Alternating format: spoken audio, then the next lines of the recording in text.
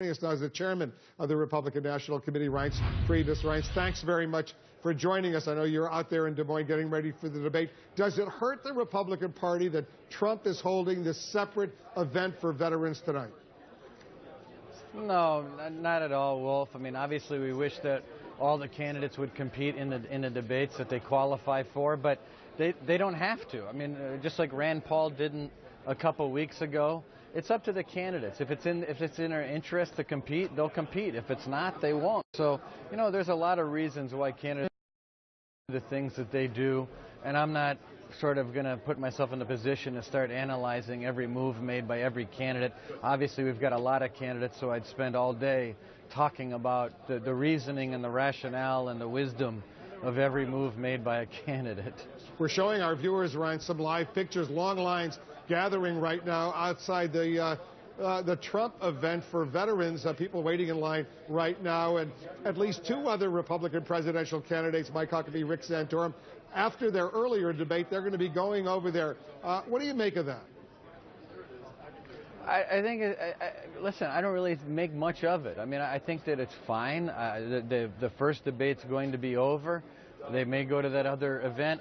It's not a competition. I mean, I just don't look at it that way. I mean, the fact is we have a nomination process. The delegates on the floor of the convention are going to decide who the nominee is of the Republican Party, and that person in July is going to be the nominee of the party. Now, the debates are a big part of it, and so are all these events.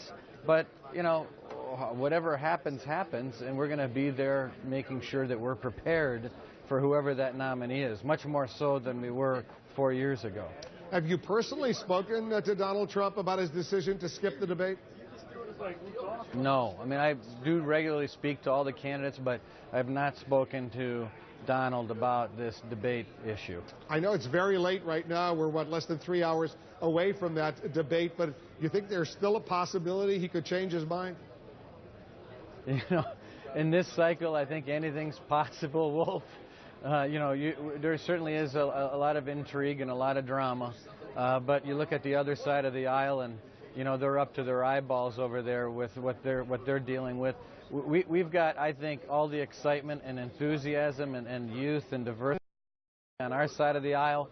Look, there's going to be two people left. They're going to run against each other in a general, and I think ultimately, you know, the messages of freedom and opportunity, equality, all the things that founded the Republican Party are going to be the things that's going to save our country come next January when a Republican president is sworn in. Trump says it was a statement, a public statement put out by Fox News ridiculing him and his attitude, if you will, that forced him to skip this debate. Here's the question. Have you spoken to Roger Ailes, the head of Fox News, about that? Asked him if there was some way he could apologize, maybe something along those lines to get Trump back on the debate stage? Obviously, I've spoken. You know, we're here with Fox, and it's a Fox News debate. Obviously, we've spoken to a lot of people, but you know, remember the candidates back in November didn't want. They wanted to be the ones involved with negotiating with the networks, and so they're doing that. And so I'm just not going to get in the middle of every squabble with every reporter, every network, everything back and forth.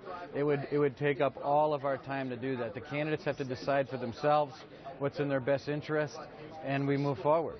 Because Trump says it's unfair for him to participate in a debate where the host organization, in this case Fox, is attacking him. You understand his concern?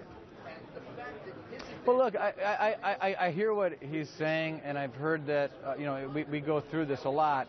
Obviously, there are things written, things said in every publication. Where we draw the line, of course, is when a publication actually takes an editorial position in a debate as to be all for a particular candidate or all against a particular candidate. That's not what's happening here. It's happened in other cases, and we have to do the right thing when it comes to these debate partners, and we've done it, and we'll continue to do it. So how fair is the debate going to be when the front runner isn't participating?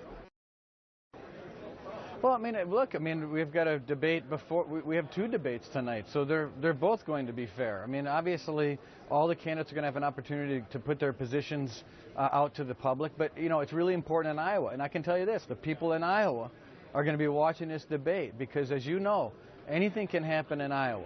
And there have been, there are histories of all kinds of things that happen on caucus night that people predicted or didn't predict. So in Iowa, and I know for the rest of the country, of course, but in Iowa, this is a really big night, and all these candidates have an opportunity to make their case. Yeah, you're right, because 4 years ago, Santorum actually won the Iowa caucuses. He wasn't doing well in the polls going into the Iowa caucuses. Mike Huckabee, right. 8 years ago. So are you predicting we're going to be hugely surprised Monday night on the Republican side? No, I'm not saying one thing or the other, Wolf. What I'm saying is that in a caucus state, where turnout's not huge and it's different. You sit in a gym or for hours and you talk and you listen to other people and you take a vote. I'm just saying in these early states, if you don't live in one of these early states, you don't realize how seriously the people here take their responsibility in choosing these candidates early on in the process. And that's all I'm saying. And tonight's an important time in that process, I think, for the folks in Iowa. Which Democratic candidate do you fear the most, Hillary Clinton or Bernie Sanders? Honestly, I would normally want to take the bait on that, because there's usually, when I was asked that about Joe Biden, I actually said Joe Biden is actually the harder guy to beat, because he's a person that a lot of people like, and you might want to have a beer with him. But the problem is Hillary is in all kinds of trouble. We don't know whether she's going to be indicted. Bernie Sanders is someone like totally, a socialist that's not even a Democrat. So, I don't know, 6 of one and half a dozen of the other. I couldn't answer the question. I think they're equally terribly flawed candidates. What about the former New York City Michael Bloomberg, who's toying with the idea of running as an independent third-party candidate? Would he hurt the GOP candidate more or the Democratic Party candidate more?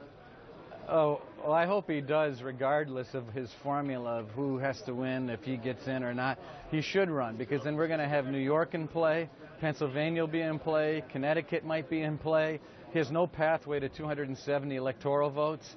So, and even if he did have some kind of pathway that he thinks, well, then we'll leave it up to the majority in the House to decide. But, tongue-in-cheek, obviously, I think it would be a blessing, but he's not going to do it.